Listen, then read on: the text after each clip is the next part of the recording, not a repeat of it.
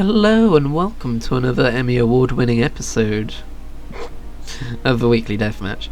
Can you imagine? No, that would be nonsensical. But anyway, I thought I'd play some more Iron Banner. Today's the last day you can do it. I already did all of the bounties. I already got the full set because this is the first time I've probably been playing this season, so I made sure to go and get the full Iron Triage set. I got the Triumph for completing enough bounties, for playing enough matches with a full set equipped, and I am currently wearing a ragtag piece of gear of this, just the highest I can get to, which is 10 power levels below the cap. So yeah, while I'm still playing at a bit of a disadvantage because most people are already at the cap, it's not as much of a disadvantage as I'm normally playing at. Also, you get to see me try and snipe. I'm not very good at sniping in games, but I've decided to try and get some sniper rifle kills because I've got a Masterworks Twilight Oath. I don't know if it's any good, but it's just how I got it. And I thought I'd give it a try in Crucible. I like it so far, and I'm trying to get I've decided to go for the mastery achievements for all the different weapons in PvP, which is gonna suck when it comes to trace rifles, but we'll cross that bridge when we get there. Actually, they might be really good in Crucible, I just assume they're not. I don't know.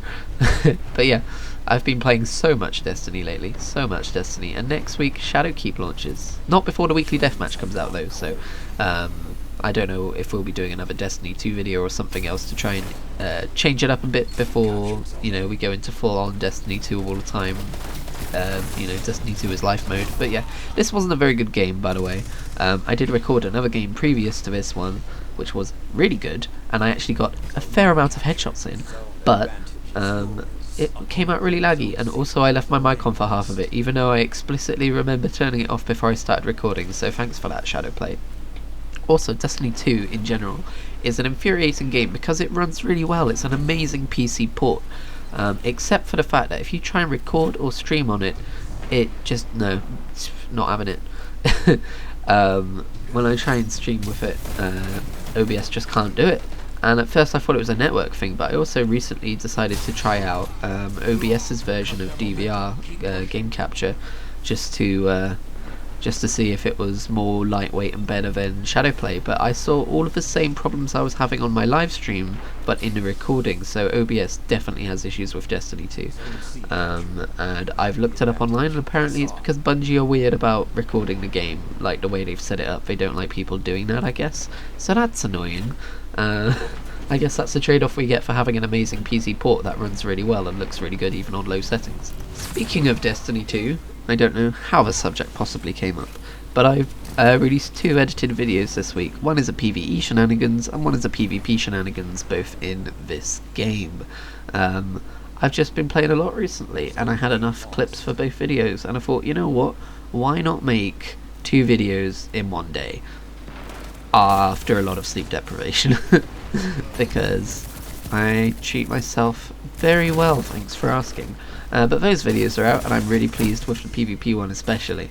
Although I got some quite good reception on the PvE one specifically, so that was pretty nice. Shifting away from Destiny 2 as a topic though, World of Warcraft patch 8.2.5 is coming out tonight, although I won't be able to play it till tomorrow.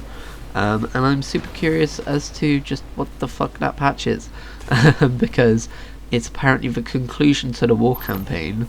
It's got 2 cinematics in one 3.5 minutes and the other 6.5 minutes, so shit's going down.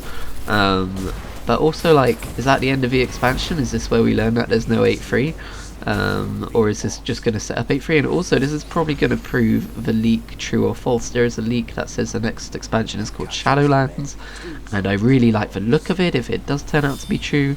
And this patch could disprove that. It wouldn't prove it. If it went along the way of the story going the way it is, it would just make it look a bit more plausible, but it wouldn't outright prove it. But it could disprove it. So I don't know. I'm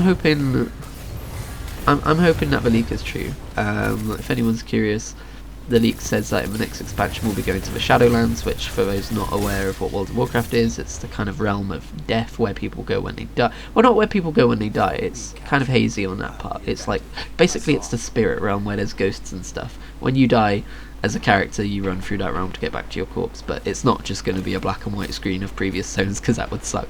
It's going to be, apparently 2 zones are going to be like Greek inspired, which is what really has me excited, because despite how gorgeous it looks, the landscape in Battle for Azeroth kind of bores me to tears. It's too realistic, I guess. It's too much of what I see on a day-to-day basis.